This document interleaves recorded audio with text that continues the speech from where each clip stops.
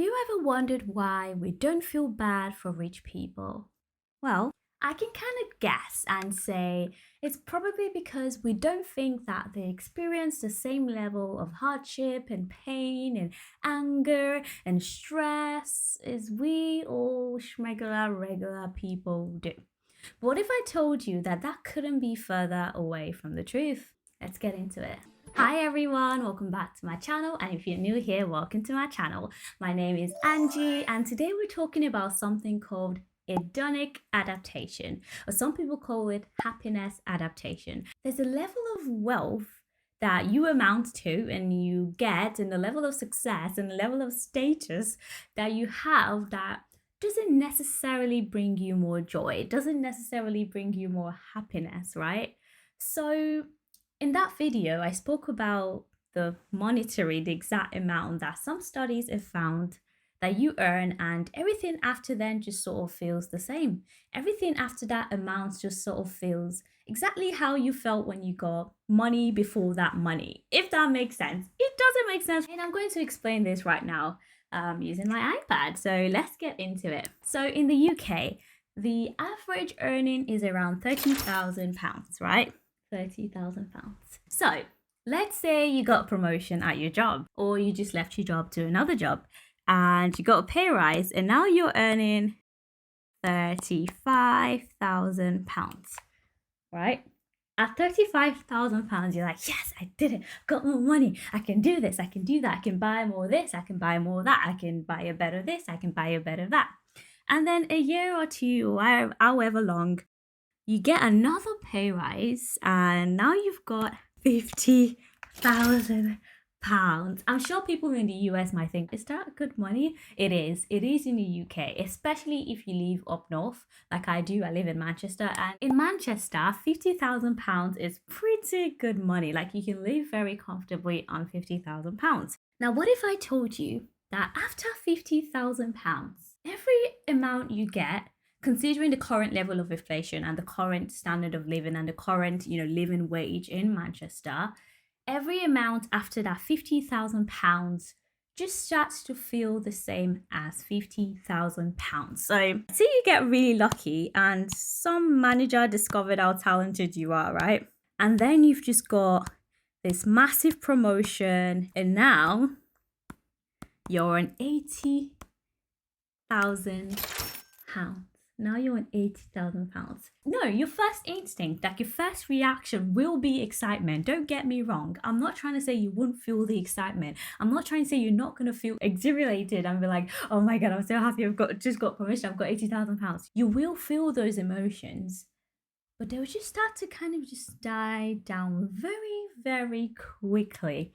And that's what hedonic adaptation is. Same thing goes for whether you start to earn 100,000 and another pay rise and you get 120,000. Yes, your quality, like your perceived quality of life, gets better, but it's not because you've earned more money. It's actually because you've just started to compare your earnings to someone else's earnings. I spoke about that in my last video. I compared the number $75,000, right? That was the perceived number that brings you enough happiness because it satisfies your basic needs, and everything after $75,000 is just like nice to have. Let's equivalent that to £50,000. So $75,000, £50,000. At £50,000, because you've already met your basic needs, because you've already sort of fulfilled, you've improved your life to that point where you're not really lacking much. You've got food, you've got shelter, you've got clothing, you feel good. Every money after that just becomes nice to have, just becomes you just comparing your income to your siblings' income, to your friends' income, to your neighbor's income, and maybe just trying to reach this level of achievement that maybe your parents have set for you, or maybe you're just a born overachiever. What am I trying to say? Yes, getting more money makes you happy, but when you actually have that money, you're not particularly happier than when you didn't have that money. Because why? The pursuit of happiness is actually what makes us happy. I'm going to say that again. Chasing that money, accumulating the money, adding more itself is what makes us happy. It's not when we actually already have 150K. It's the thoughts that we can, oh my God, we can go for 200,000. That's what drives us. That's what actually makes us happy. That's why people see rich people as money hungry. It's not because they just want more money. It's because that's their brain. They have so much money that the only way they can feel good about themselves is to just get more money, because the money they have right now does not really add anything else to their life, does not really bring any more joy than when they earned $100,000. It doesn't. So the only way for them to keep getting that dopamine boost, that serotonin boost, the only way for them to continue to feel good and continue to hit that joyful emotion is to just keep accumulating more and more and more wealth. I'm going to give you an example. This is not even about money. This is about just job hunting. When I was job hunting, I had so much drive. I was really going for it. I was applying here, applying there. I had so much purpose. And then I got my first job offer. Oh my God. I got my second job offer. Oh my God. I got my third job offer and I was over the moon. I was like, yes, Anjy, you did it. You did it. You did it. And then after the third, you don't really need any more, right? So I accepted all of the offers and I crashed. I completely crashed. My emotions crashed. I just felt so, burnout is not the right word, but I felt so deflated. That is the right word. I felt so deflated. I was like, what now? Like, what do I do now? What do I do with myself now? I've already got the thing. I've already finished the race. The chase was the fun. The chase was the happiness. The chase of the job was what brought me satisfaction. Getting the job itself, yeah, that felt good, but now I have to work. Now I have to go to work every day when I didn't even feel like it. But getting the job, ooh, that felt good. Now, what am I trying to say? I'm not trying to say rich people don't have it good, because in my last video, I actually did say getting more money does equate to more happiness, right? But the fact is not that having more money will bring you more happiness. The fact is that how much money do you need? How much money do you think you need for you to get to that level of happiness that you're content? Because stress and anger are those two emotions that you can't really get rid of, even with crazy amount of money. No matter how much money you have, you would always be stressed and angry.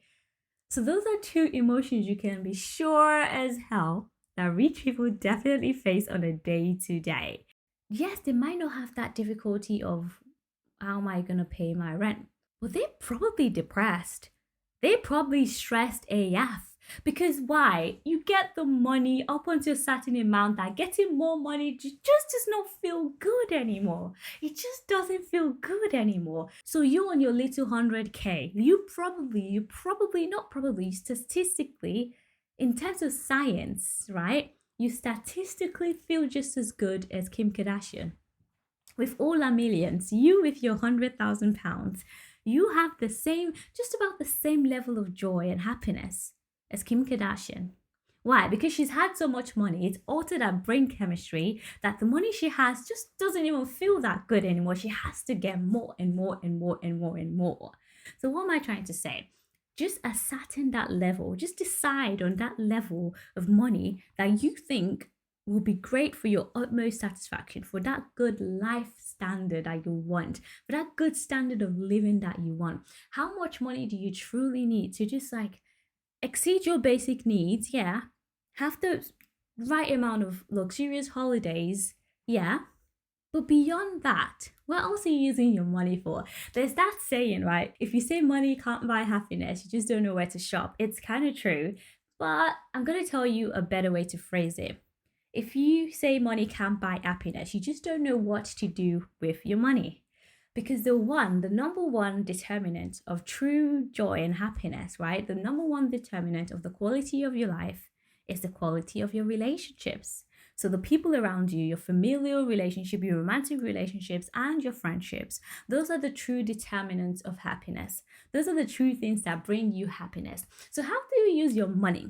How do you use your money to make you happier, to make sure that you just continue to feel happier and happier and happier? And it's not just about the pursuit of the money and the pursuit of the happiness. You actually get to enjoy the money.